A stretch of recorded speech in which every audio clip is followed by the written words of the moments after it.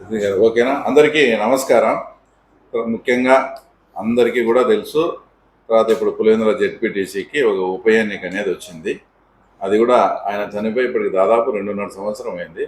ఇప్పుడు ఆ తర్వాత ఉప ఎన్నిక రావడం అంటే మేము స్పష్టంగా కూడా మా అధిష్టానానికి కానీ, మా జిల్లా పార్టీ అధ్యక్షులకు కానీ, మా ఇన్ఛార్జి మంత్రి గారికి కానీ ఇక్కడ మేము పోటీ చేసేదానికి సిద్ధము.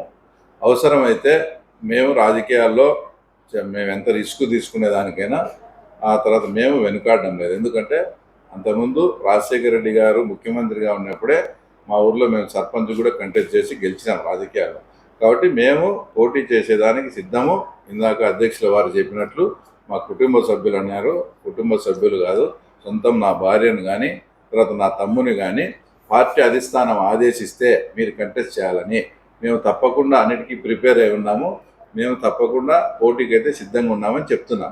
అయితే మా అధిష్టానం ఏమి సూచన చేస్తుందో, ఏమి డైరెక్షన్ ఇస్తుందో దాన్ని అయితే మాత్రం తప్పకుండా మేము పాటించాల్సిన బాధ్యత మా మీద ఉంది. కాబట్టి అధిష్టానం ఏ నిర్ణయం తీసుకున్నా కూడా మాకు ఆమోదయోగ్యమే.